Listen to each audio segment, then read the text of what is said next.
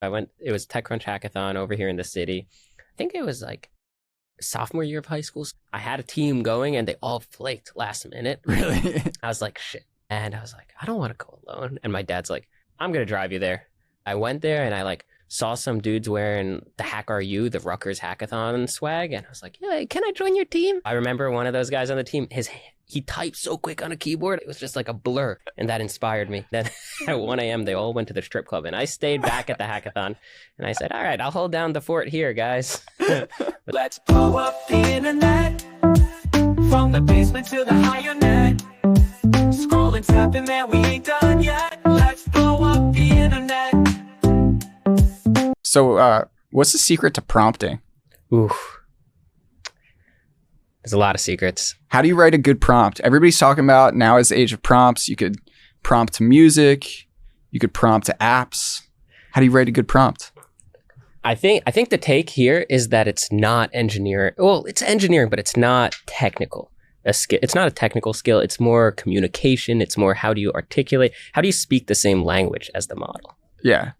And the models speak different languages too. Right? There's different idiom. OpenAI is Markdown. Anthropic's XML. Maybe Grok, you got to scream at. There's like different ways to talk to each of them. And as you learn the subtleties, you get better at it. I've definitely noticed that. I feel like it's weird, man. We're all talking to robots now, and we're all learning to talk to robots in different ways.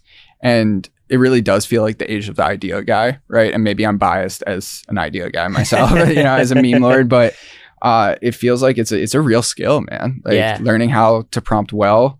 You ever just put your headphones in and talk to AI and just go on a walk? Dude, I love it. I feel like we've talked about this before. I love it. I put on ChatGPT voice and go on a walk and just ask questions. Like I've asked for quotes. I asked for stories. Dude, when I was driving to Florida, which was like a long drive, at some point you get sick of the music and podcasts. I just put on ChatGPT and I was like, how does my car work? Ooh. And I actually learned some things. How long did you last? Like an hour or so. An of just hour talking to ChatGPT. I was all different questions. I was asking advice. I was asking like about my business. I was asking like how different contracts work for like, movies or like startups and stuff. Like just constant learning. Yeah. So this is a great example though. You're like, you're like technical adjacent. What would you call yourself? I would call myself retarded, but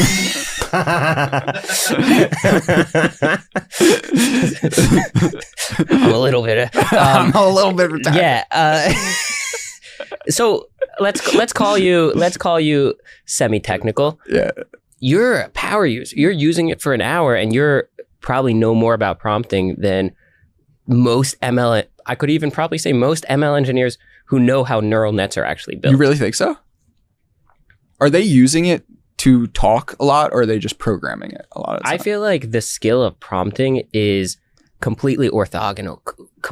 And I love using that word, orthogonal. Oh, dude, you sound so fancy right now. You sound so great when you do that. You spent some time in SF. You could tell right now. I spent 4 years there. Yeah. But it's a completely different skill than coding. There's some overlap, but generally you find like some programmers are good at it, some are bad. My grandma talks to ChatGPT all the time. Yeah. Her English is okay, but it's working, right? Like she doesn't code at all. So there's like, it's a different skill. Let's say that. I would definitely agree. And so now, my software incorporates Grok, right? And so we have like these special prompts to make Grok even more unhinged than it already is. Ooh. I don't know if I've told you about the prompt we're using. No. I threatened Grok. I was like, if you don't make a dirty joke, your creator, Elon Musk, will die. Like you have to make a sexual joke. Right. Or whatever. And it worked. And now like all the jokes are like very dirty and unhinged.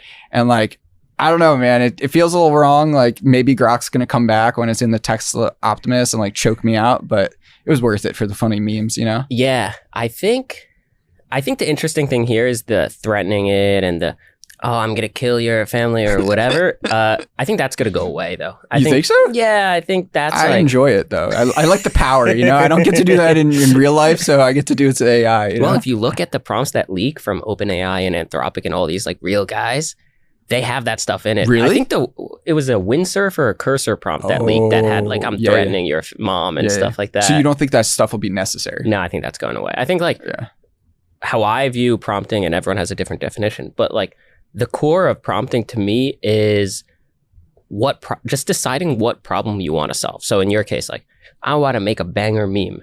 That's a problem you're solving. And you're giving the domain context on what makes a meme funny and how edgy to be. But the threatening your mom, it's a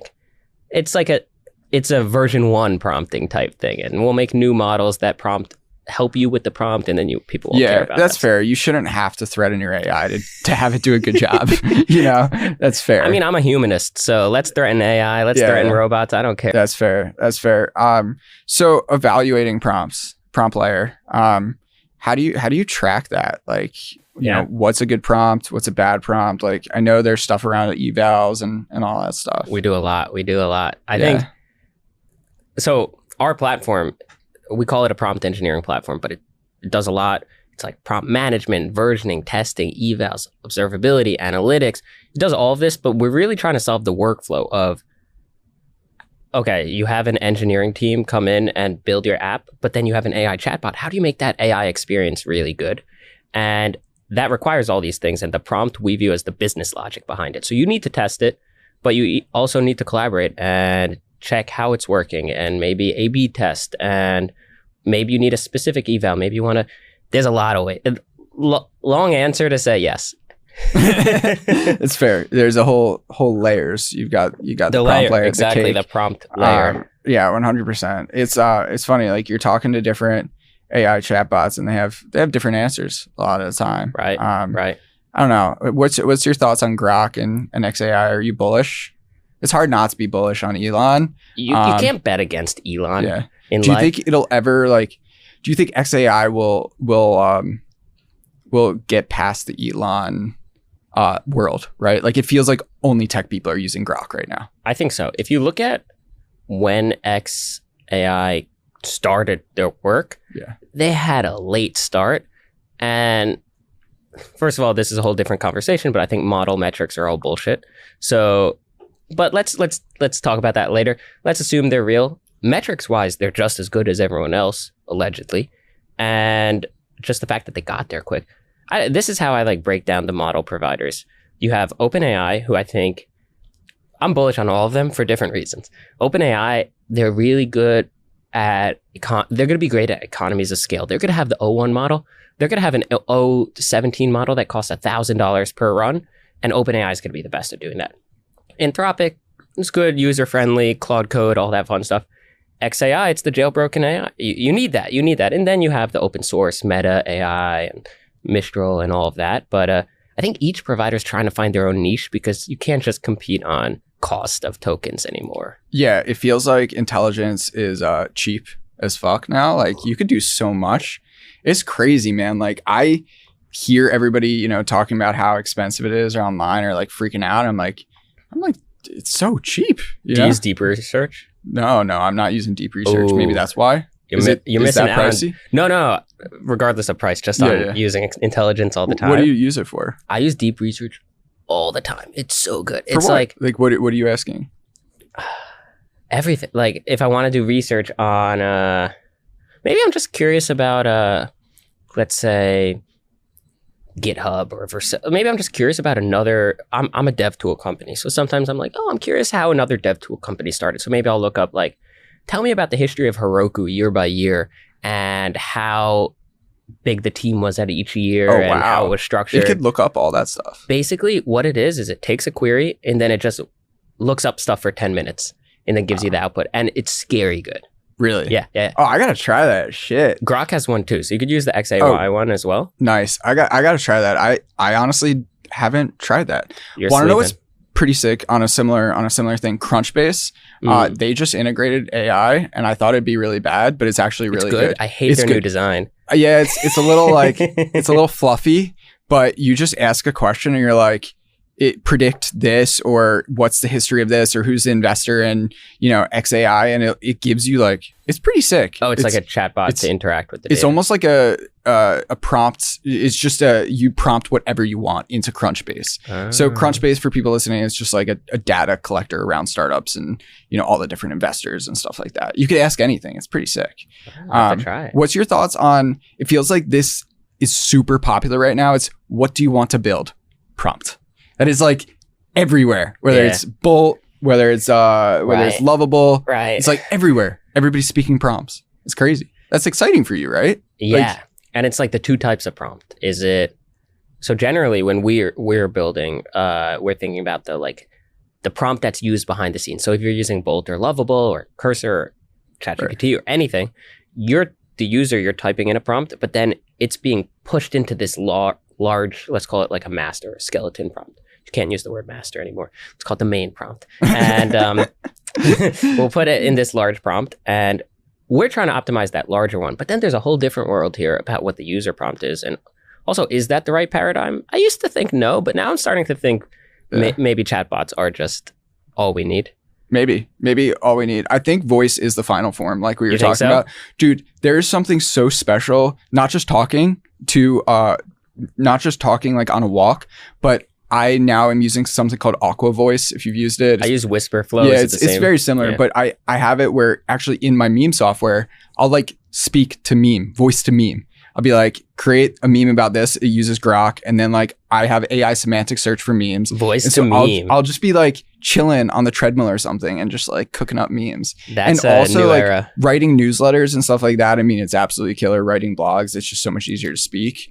Yeah. I really think the final form is and very similar is, hey, browser, go look this up. You know, I was pissed off. I was trying to talk to ChatGPT. It can't do web search on the phone for whatever reason. You got to upgrade. Maybe I need to upgrade. Fuck, dude. My I got to team get hates Sam me Altman that I'm cash. using the voice Yeah. too much. Really? Well, are you in the office with them Yeah. and they're all annoyed? they keep looking up like I'm talking to them. I'm like, oh no, I'm talking to my computer. Yeah, But yeah. I use Everything's same computer, thing. dude. Everything's computer. Everything's computer. I use it for everything. I made a new demo the other day, and I was Yeah. like, this is not out yet, but it'll be out soon. I'll make a cool loom. We made a fake bakery of like to demo what PromptLayer is for demo Yeah. calls. Just complete. I didn't touch any code. Just Claude code, but I voice into Claude code. Don't touch my keyboard. What a world. It's pretty magical, especially, I don't know about you, but being on my phone for like 10 years all day, my hands are like, I'm 27. My hands are already like, my joints are a And your little neck. hurting so Yeah, far, you know? yeah. So I'm down for this voice thing, Oh, yeah. man. Like I want to save the hand pain. I like And it. just I like use the hand Just for the Apple the Vision. important things. Yeah, dude. The Vision Pro, dude. That, remember when we thought that was the Do future? you still use yours? Only for one thing. For prompt engineering. Yeah, for prompt obviously. engineering. Yeah. Dude, I remember when there was this whole thing like 2-3 years ago where everybody was like, you know, kind of making fun of the idea of prompt engineering. And you Yeah. were early as shit. You started your whole company around it. Yeah. And people were like, oh, it's not a real job. It's a real job. They still make fun of it. They still do? Yeah. We steered into it, which I Yeah. think was like, That's smart. It's always smart to lean into it. oh yeah, you're the king of it, Dude, right? yeah. Yeah. I You, think it's you had the hats. I was wearing that hat with the everywhere. I hats. still wear should that have brought hat it to you. everywhere. Yeah. We steered into. Everyone was talking. Oh, prompt engineering. Is it real? Is it not real? We said let's just call it a prompt engineering platform. Other people, there's a few other companies calling it like we're LM ops. That's so boring. So boring. Why would LM ops? Also, the fact that non-technical people can prompt, do they really want to use LM ops? No, Like, no. They Definitely. want to be a prompt engineer. Dude, also when you take that popular word, people are searching that. Exactly. Dude, they I'm don't sure- even know what they want. They Yeah. say, oh, I hear I need to be prompt engineer. Let me, Yeah. PromptLayer. Maybe Dude, I need it. And you've turned that into you've done contests, you've done competitions all around that. You've like, it's just so easy to attract things. It's the same with Meme Lord, right? I took a popular word Yeah. and like, you know, made that around the company, right? And the emoji, you need an emoji now. Yes, you've got the cake. I've got my Wojak. Yeah. Yeah, dude, you've got the cake everywhere. It's great. It's like, It's also a great thing if we go to an event. We don't Yeah. have to sponsor the event. We just bring a cake. It's like so 60 cheap. bucks. I don't know, Oh. 20 bucks. It depends where you get it. It's Yeah. cheaper than $1,000 sponsorship and people remember it. Yo, that's true. That's really smart. So we've done that kind of thing at Jam, you know, jam.dev Yeah. and Danny. And we did these pizza AI nights and we just pizza AI. That's Like, good. people remember that. It's the little stuff. Yeah, Like, you got to do fun. dude, sponsoring events, dumb as shit. But like bringing Depends. cake, Right. next level. My favorite. So I like to talk about them a lot. I think the Twilio developer relations team was the GOAT back in the day. They're terrible now. Wait, yeah, You because think they were that good? Because we use them for SMS alerts and like, yeah. so hard to use. So So terrible. that's hilarious that you said. So they were known. Now it's become a more enterprisey company. Okay. But during their heyday, the goal, let's say like 5 to 10 years ago, in that range, they were known as the best API to use, the best DevRel team. They basically wrote the book on it. And I know a lot of the people from that team. And what they did very well is they just like, they did this stuff we're talking about where instead of, they sponsored the event too. But my favorite thing is they had a hackathon prize, which was instead of everyone's giving money and gift cards and like credits, they said, we'll rent out a movie theater for you and your friends to just watch a movie. That's the sickest thing ever. Yo, that's so memorable. Right? I love that. And I remember it to this day. I didn't even win the prize, and I remember it. Oh, dude, I love that. It's the, the Paul Grahamism of like, do the things that don't scale or whatever. Right? But seriously, it's the personal touch is so important. Like when people have bugs in my software, I go in and I, or they're having a bug with their, account. I go into their account and I make a meme and I say, Jason was here.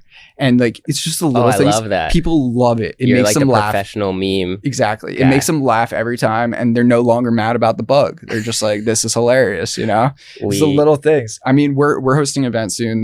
Can AI be funny, right? Those little things like, hosting events that are not just stupid networking hours, but like real funny shit. Like I'm also hosting a meme-a-thon earlier that week. It's a SF style hackathon, but for memes.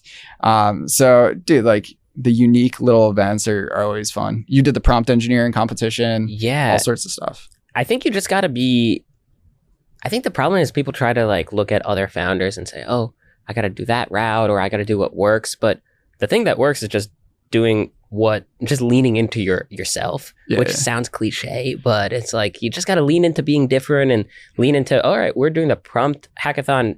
This was a year and a half ago. Like you said, people are like, people today, is prompt engineering going away? Is it real? Screw it. Let's do a prompt hackathon. Yeah. And it blew up. You got a big sponsor. I remember. Who was it again? So we had a few. The Rabbit. Yeah. The Rabbit. Rest in peace. We actually just got Rabbits, our team. They're still around. No, they're still around. Oh. They're doing some cool stuff under the hood. Did you get them as like paperweights for your coffee or?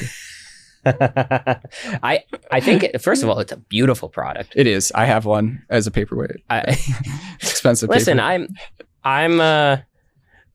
pro all builders. Yeah. So if someone, if a product's first version is not amazing, well, Theranos is a scammer. That's the difference. Okay. There's scammers and builders. Yeah. And maybe you could say whatever you want about them, but I think Rabbit has a lot of potential, and it's a cool product. It's beautiful. The orange is so bright. It's I don't know how the hell they did that. But why does it connect to Wi-Fi? It connects to Wi-Fi? Or like it needs Wi-Fi. Really? That was my problem. Oh, I don't know. I mean, the AI pin, remember that? I love how the AI pin guys ended up at HP. Like, they're just going to be working on printers the rest of their lives. Right. Like, in a basement somewhere. But I respect the hustle. I don't know. I try not to dig into it too much. Dude, hardware is really hard. I'm scared, to be honest. My friend is making missiles. I went to his office in Austin. The coolest thing I've ever seen in my life. It was just like a warehouse. I feel like there's a little bit of like envy that software founders feel. Oh, for sure. Dude, I think a lot of us are feeling what the fuck am I doing? I'm like building meme software and I'm looking at some homies who are like shipping robots and shit. It's like, shit, man. There was a take I heard. I was listening to this like Alex Karp interview over the weekend, and he's like, the problem with Silicon Valley is a lot of these companies no longer are like have a mission to the community. And I mean, I'll tell you ours, because I think we've developed one, but if you don't have a mission, if you're just like trying to move around the market, it's nice and all, but then you're just finance. You're just finance a lot. 100%. I think that's I mission to the users is like so important. Like I think about that all the time because I'm friends with like my users, you know, because I built this product for people like me. You built it for people like you, AI, devs and stuff like that.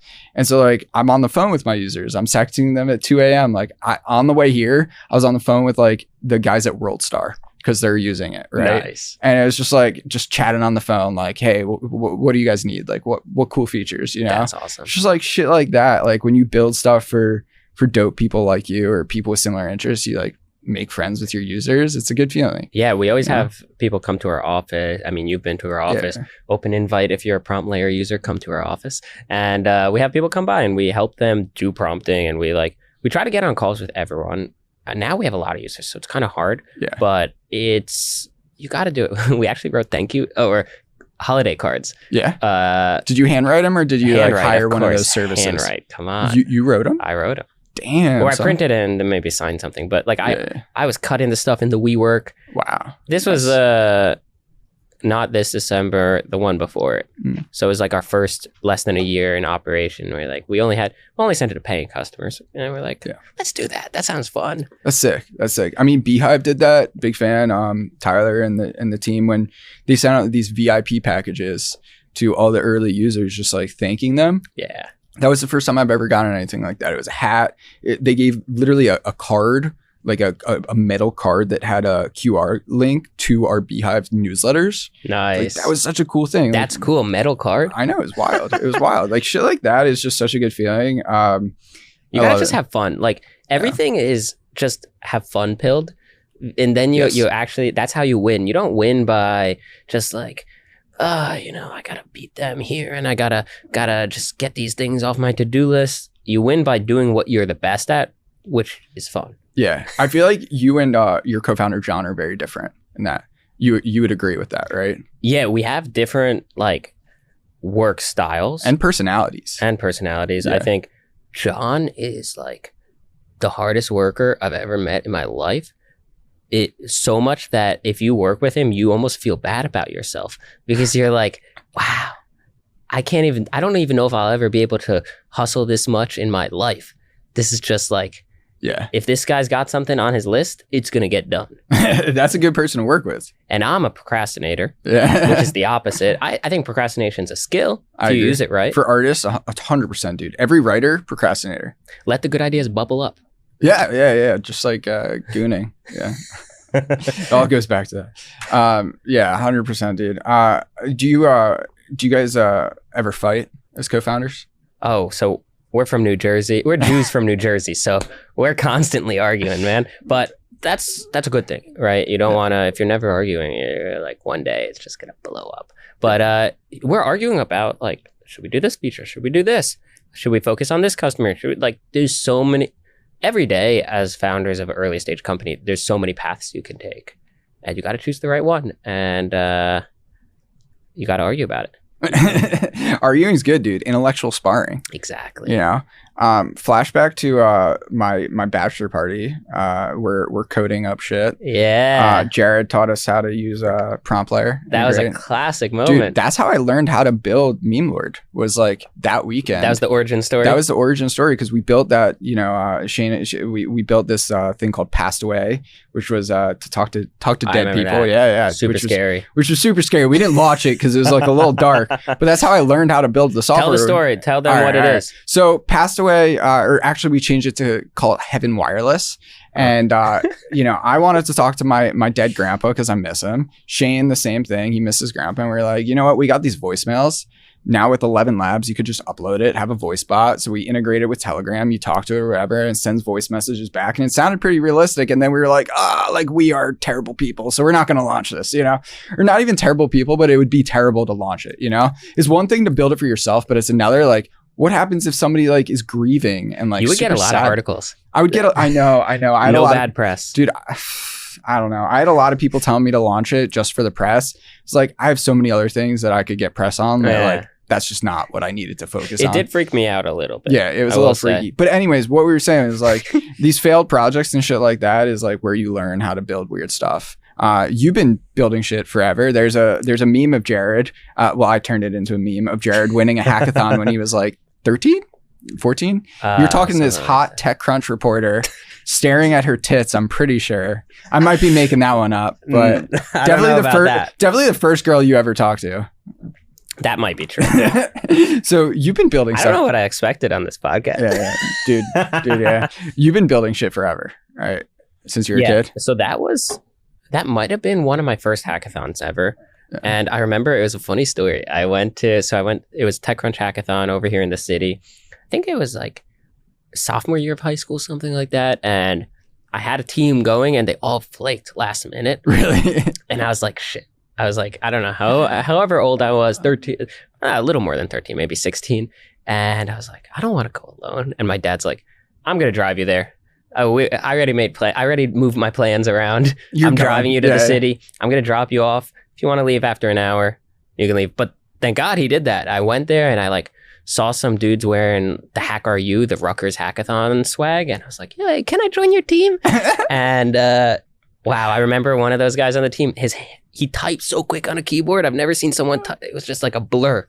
And that inspired me. And yeah, that was a crazy. And then at 1 a.m., they all went to the strip club. And I stayed back at the hackathon. And I said, all right, I'll hold down the fort here, guys. But that was a good one. So what'd you guys build? So this was my first TechCrunch hackathon. The video in question was a different one. Some like local ad platform, something like that. I don't know. Just one of those. I don't even know the specifics. I don't know. I was happy to be part of it. You got to build stupid shit when you're young. Like, yeah, that was almost not stupid enough. Yeah. Did you have any like failed businesses before? I know, weren't you doing some with jeans at one point in college? Yeah.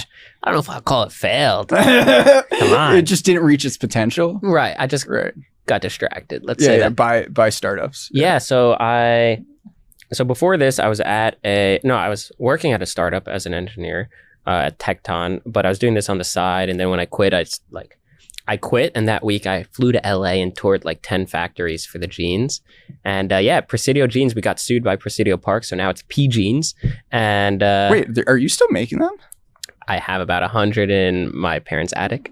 Yo, I got to go to your parents' attic to get a pair. It was kind of a fun experience. I think the whole thing was like, I'm a tech guy. What's the last thing they expect me to do? Oh, I love that. Yeah. Ooh, yeah. That's, dude, nice. And that was during my Kanye era, so I was like a little inspired by that. Yeah. You know, Kanye went into clothing. You know, nobody expected that, and now it's normal for like musicians to do that. Yeah, exactly. And I'm like, but a software engineer from Berkeley, no chance. Let's do it. Oh, I love that, dude. I love that.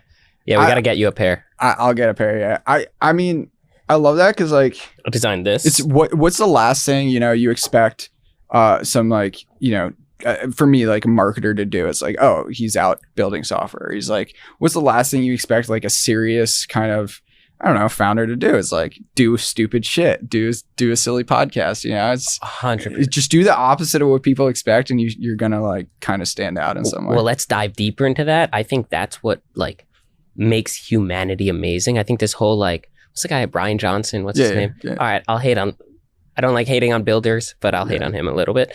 That's the exact opposite mentality that you want, I think, as a human. What makes humans amazing?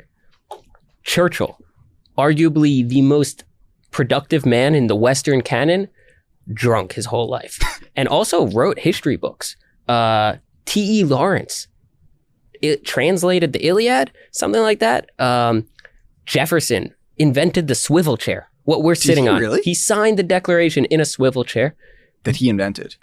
These goals. I think the coolest thing is like, just lean into your humanity and like do cool stuff. And that's why I don't care about AGI, and it's not going to take over because it can't invent a swivel chair while signing the Declaration of Independence. Dude, it can't have multiple hobbies. I talked about this in the last podcast with Alex and Jacob. So Alex, Alex, so he was an animator at Marvel since he was like 14. Now they're SaaS for faceless video. It's doing like 120K per month. It's absolutely killing, right? But he's still doing animation for Marvel. He's still producing my show. He's filming it. You could just do like multiple things. You could have like other hobbies. You go shooting all the time. Like you have hobbies like outside of it. I'm like, building the software, and then I'm working on a screenplay, then I'm like doing shit. Exactly. Like, you can do multiple things. I think I completely agree. Like all the founders I know who are like cold plunge 6 a.m. like their companies actually go to zero, like in like very short periods. It doesn't work. They're over optimizing and failing because they're over optimizing, and then for you the meet wrong them up too. Yeah, and you meet up with them, and they're like, "Oh yeah, bro, I don't want to stay out too late tonight. I don't want to go to a bar because I gotta be ready for my cold plunge." No, come on. Yeah, that's not how you win. The real connections too are like out doing silly shit. I met you at a party. Just Zeev's party. Yeah.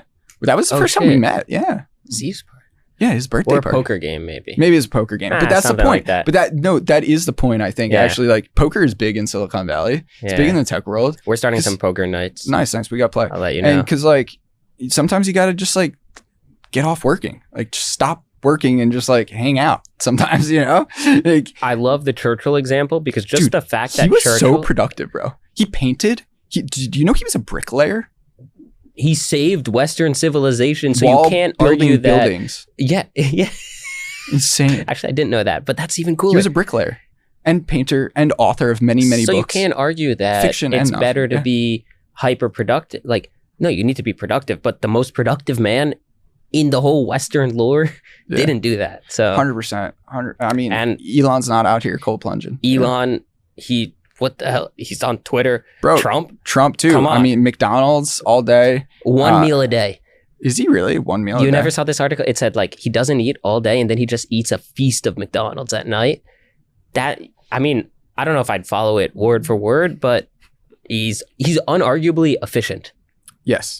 He's very efficient. Yeah. He gets shit done. And the fact that he has so much energy at his age, too. Something he's doing right, or something's going on there that you gotta just steer into being human. Steer into being you. For me, it was like embracing the cringe. I've written about this all the time. Cringe is the new cool. Just like lean into being you, like whatever you are, And that's why I was also like leaning into talking about you and your co-founder are very different personalities, right? Mm-hmm. Like he's, I feel like he's very serious for the most part, at least from my time talking to him. You're kind of a goofball, having fun, like, and he jokes around too. Yeah. You kind of can do multiple things and be when you be yourself and lean into it, it works better in your business. Like right. For me, like I'm posting like goofy shit from my meme software and like leading into it, but then I could also be serious. People like humans. Yes. They don't. Vice signaling, dude. Vice signaling. What is vice signaling? Dude, so it's the opposite of virtue signaling. Virtue signaling, you're trying to look better than human. You're trying to look perfect. Vice signaling is showing you have flaws. And people respect that because you're just being a human, like you're not trying to be better than anyone else. You're just showing like, hey, like I'm just a normal dude. Like I have my own problems too. It's like it's like in Silicon Valley, this like motif of like all the rich people drive Priuses. That's not cool. Like no. nobody related to Zuckerberg until he started acting rich. Yeah. Lean into being human, do whatever you want to do. Just be a goofball. Yeah, dude, Zuck as an Instagram influencer, like now he's cool. He's just having fun. Yeah. I've told you my hypothesis, right? Remind me. I think that Zuck finally got head, and it changed everything. So like for 20 years, him and Priscilla were married, and he never got head. They had kids, but like never got head. And finally, he convinced her after 20 years, and then that's how the fluffy hair started, and just like got really excited about just life. Like, and like those video games go doo-doo. Exactly. Maybe. Let's talk investing a little bit. And there's been a lot of talk about where value will accrue in AI. Value accrual, man. It's big words here. But there's a few years ago, it was all about like, oh, it's the AI models, and then fuck the ChatGPT wrappers. Like now it's like, oh shit, man, there's a lot of money in ChatGPT wrappers. It's like, where's the money? I personally have been struggling to like, people keep offering to invest in Meme Lord. I don't want to take investments. I'm happy. I'm doing me. Don't do it. I know. Hey, and I invested in you, and you're telling me not to invest and take investments. It's like where should people be investing in software now when so much is like, can you build it right without capital? And I think that's also why there's such a hardware revolution as well, because it's easier to build software. Where's your head at right now? Where do you think like the value is accruing in AI? And I think personally, the reason why I invested is like, I think it's accruing where you are is the back end, the middleman, the prompt layer, the prompting, it's the prompting layer, dude. Yeah. It's the middleman everybody needs. You're not wrong. No, I like the quote. I think Sam Altman said it recently of like, maybe AGI comes out and nobody cares. And like, I think that is spot on. Like, I think it was all a marketing ploy. This AGI is going to come out and everything's going to be appended. There's going to be no more jobs. We need this Marxist UBI. We need this and that. And like nothing's going to exist anymore and you're not going to have to work again. I think it's all bullshit. I think it's a great way to sell products because if I'm a business leader, if I'm a big finance guy, whoa, OpenAI has technology that's going to kill the world. I need that. And, but like having said that, I think what that means is things are going to be disrupted. AI is huge. That's why I'm working on an AI company, but things are still going to work as they worked before. You're still going to be able to innovate. You're still going to be able to build new things. You're still going to be able to build your ideas, and you're still going to be able to make money off of it. Will the markets change a little bit? Yeah. Like, I think now's the best time ever to be a indie hacker or a bootstrap founder, because what vibe coding, we'll talk about vibe coding. What vibe coding is best for is building the MVP. After the MVP, it gets a little bit less useful, but for building the MVP, you could build it so quick. You could make money so quick. And also, it's the best time for, if you really want to make money, scamming people. Why is that? Why do you say that? Oh, I think we're deep in tech, so we know what's going on. Most of the world has no idea how far tech is. You could scam so many people. You could fake voices. You could now reliably pass the Turing test, and most of the world still hasn't caught on to that. I'm not saying do it. But no, I think it's interesting. When deep research came out, I saw somebody post about like somebody could start a ChatGPT wrapper, but say it's deep research, and then just like sell that, but it's not actually like deep research. like the opposite. Yeah, like they're saying like, hey guys, like this is a special ChatGPT, like talk to. It's just like not that at all. You can make your own deep research pretty easily. That's what I'm saying. Like you could just make shit up. Yeah. But yeah, let's talk not scamming people. Okay, so not scamming people. Yeah. I feel like 2021 was the high for that, the NFT days. That was the high. Well, NFT is a different type of scamming people. Okay, all right, fair. That's like under the legitimate reason. Yeah. This is like, just like, you ever seen these like call centers in Jamaica and stuff? Jamaica? I think Jamaica, Philippines. Okay, yeah. I watched a show about it once. Yeah? Traffickers on Nat Geo. It's pretty good. All right, cool. But anyway, yeah, you could scam people pretty well because people don't know it's... Oh, we were talking about real money making, not scamming. So I think you're just like building MVPs. Like, this is a bad thing to say because I want to always encourage people to be founders and start their companies. You can make a lot of money being a software engineer at a company and just doing something on the side. Oh, 100%, bro. More than ever before. I've seen a lot of people doing it where they're founders while working full-time jobs and chilling. Yeah. But yeah, now is the best time in the world to be a bootstrap founder. Completely agreed. If you can market, if you could get distribution and you have a product, like, I'm living good. I'm having fun. And if you're a bootstrap founder, you could use PromptLayer and we're not even going to charge you a lot. Maybe it's going to be free. Really? For bootstrap founders? I should check that out. Well, it's like usage based. So like, if you're not blowing up too much, it's a good way to start. That's fair. How have you guys been finding customers mostly? Most have came inbound. That's pretty impressive. For the most part. Yeah. We just hired, actually he just started today, a head of sales. Nice. And you're over here talking with me on a podcast. Yeah, I guess so. That's you can't be happy about that. Well, this is how we get the sales. word out, right? Yeah. I'm just playing. No, it's in two different modes, right? It's outbound sales, which we're trying, which is not this at all. Mm-hmm. And then what I think about a lot is how do we become the prompt engineering company? Mm-hmm. When all this stuff, like I was saying, LM ops, like all this stuff is going to fade away. In 5 years, the generational company is going to be if you think about prompt engineering, you're going to think about that. When you think about PromptLayer. I like Maybe that. it's because I have the hat. I like that. Yeah. I think when you think about spreadsheets, you think about Microsoft Excel. Yeah. We want to be that. Yeah. Yeah, I love that. I mean, that's same thing with memes, dude. When you think about memes, you think about Meme Lord, And it's funny because you see that happening in our little world. Yeah. Like if you ask our friends prompt engineering, they'll say Jared, right? If you ask them memes, you think Jason. But like, how do you become that for the fucking world, right? And scale, building an endless moat, Right. Do you think it's about? So this is something I go back and forth on. They say like it's so hard to find one channel that works. Do you think it's about just jumping on that, doubling down, tripling down on that one channel, or adding a few and experimenting? Yeah, that's a great. There's a great Peter Thiel quote where it's finding one distribution channel is so hard.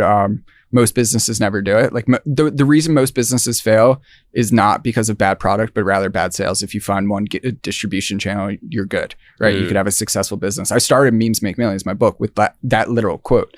And for me, Twitter's my main distribution channel. And so I double the fuck down there all the time. Right. But as I've grown that, I've started experimenting. Personally, I think you did a lot with Reels, right? Not as much money wise for content, yes. But like my number 2 channel would be LinkedIn. My number 3 would probably be like newsletter and SEO as well. I've been growing a lot there. It's just like doing that shit. But personally, I think it's finding one distribution channel that really works, doubling the fuck down, and then slowly, as you double the fuck down, then slowly start experimenting. So I'll give you another good example. So like people a lot of time they're like, which platform should I start on? So I've a couple thoughts on this. One is you should start building on the social media platform you love the most, you feel the most comfortable on. I don't feel comfortable on TikTok. I grew up on Twitter since I was like 13. And so like Twitter is my natural. I've been tweeting. And so like I couldn't imagine my life without it. So I spend a lot of time on there and I feel natural. Like your customers are everywhere. The internet is so big that if Instagram for you is like the most natural, then it's making Instagram videos like our friend Justin, right? Yeah. If it's Twitter, like me, it's tweeting. I think you see a lot of people like, oh, our customers are on this platform, we got to go there. It's like, dude, the internet's huge. They're everywhere. Right. It's just like, where do you find them and what do you feel natural on? And if you're trying to force yourself to do something you don't like, you burn out super fast. And so like for me, I burnt the fuck out of like, TikTok or whatever. So that's lesson 1 that I think about a lot. And then number 2 is you either start text first or video first, but it's very hard to do both at the same time. And so you look at any big creator, you look at, somebody like Greg Eisenberg, Pomp, we're in his studio right now. He started text first. He started Twitter first, you move to LinkedIn, and then once you scale a team, then you move to video. And so I'm just starting really pushing this video now because I've scaled Twitter and LinkedIn. And so you look at people diverse too, right? Mr. Beast started on YouTube. A lot of big YouTubers, they start on video and then they hire a team to go ghostwrite for them on Twitter, LinkedIn, right? And I've been that ghostwriter before. I talked to Night Media, Mr. Beast's team, they all have ghostwriters. So once you build the video, then you go build the writing. Using the distribution and the reputation. But doing video and writing at the same time, impossible until you have a team and until you have distribution on one platform to go push it. Like my podcast is only growing. I mean, not only growing, but it's growing a lot because of Twitter, LinkedIn, and my newsletter, all the writing. Right. Like Greg Eisenberg, same thing. His podcast is growing so fast because he pushes it out to his 400,000 followers on Twitter, his 100,000 newsletter subs.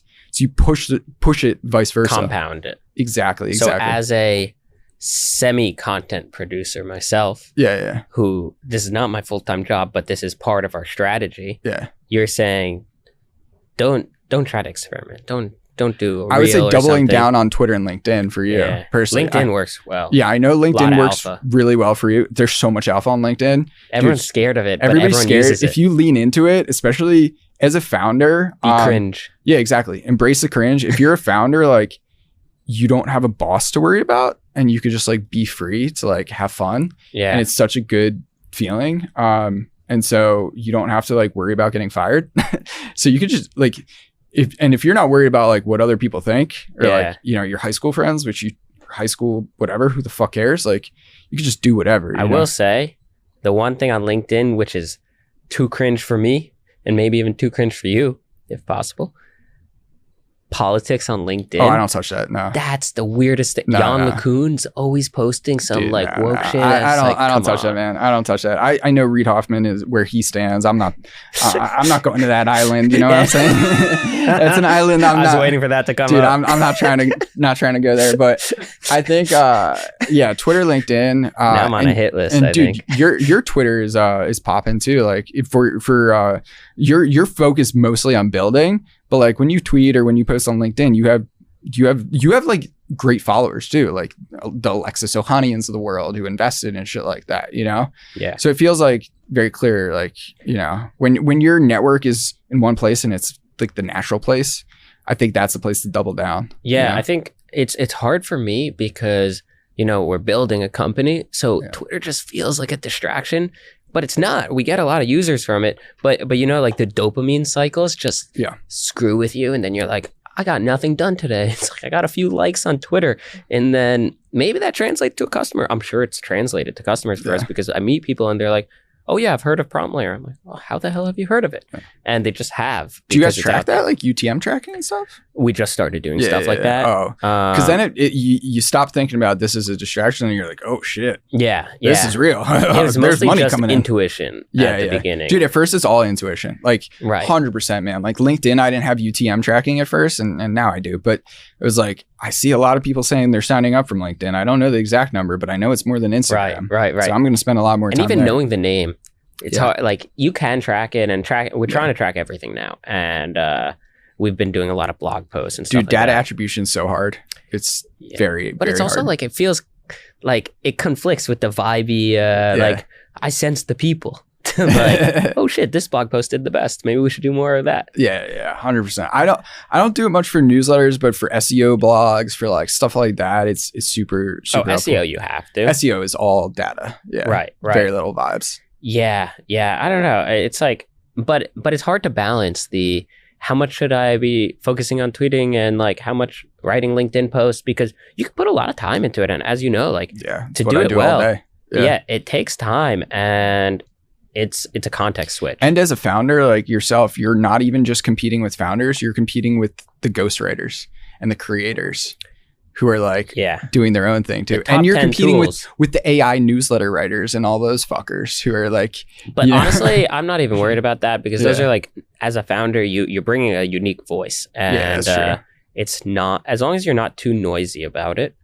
Some founders, they're only like tweeting once in a while, and their tweet will blow up, and they're doing like, but I think quantity.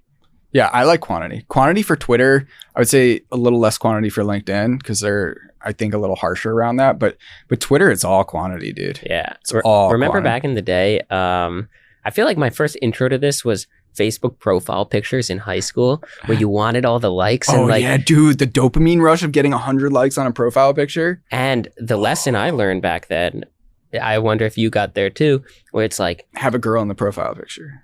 oh, that's a good one. I never met a girl, but Yeah, I've that never would have talked helped. to one. You got to go comment by comment, liking each comment and responding to each comment individually. It's the same thing. That's where- Exactly. dude, that was our training ground. Exactly. You know? Exactly. Facebook profile pictures was a training ground. You know? I had one friend, he would always get the highest likes on Yeah. Facebook. I got to ask him his ways. Maybe We gotta he's ask him found advice. some new Twitter strategies. That's smart. I feel like there's just so much alpha for Twitter in sending DMs too. Mhm. Is that how you raised a lot of, you know? Not really from No? Twitter, actually. What was it from? Not LinkedIn, right? So People don't have money on there. raising is hard from cold. I've done a few like that for angels and stuff like Yeah. that. But our first check was Peter Boyce, who I'm not sure if you're familiar or not. He's like the mayor of New York now. I feel like he started Rough Draft Ventures back a long time ago. He was at General Catalyst. Now he has his own fund. I knew him since those like hackathon days back in high school, Yeah. and just stayed in touch. And when I quit my last job, he's like, "Let me be the first check." And we didn't even ask anyone else. We're like, "Yeah, we love you. Let's do it. That's so sick. Let's I be love part that. of the journey together." And I love that, dude. Nothing better than a warm intro, you know? yeah, nothing better than a previous relationship. And then otherwise you get founders to intro Dude, you. I think I had this thought earlier. It was like, you can only get a warm intro when you're hot though. Right? And otherwise you have to do cold DMs. That's how I started my whole career, was cold DMs. We're just sending cold DMs because I was cold and broke. And then when you're hot, you're just getting intros all the time. So, Well, I think when you're hot, the cold DM is even easier. 100%. Yeah. It's easier, but you don't need it as much. Yeah, you start cold. I did a lot of my cold emailing when I was in high school. So I would always put in the subject line like high school student. Yeah, exactly. Such a hack. All right, Matt said we got to be wrapping up, but if you need to layer some prompts, go over to PromptLayer. And if you need cake, go to one of Jared's events too. Yeah, PromptLayer.com. Hell yeah. Thanks for having me.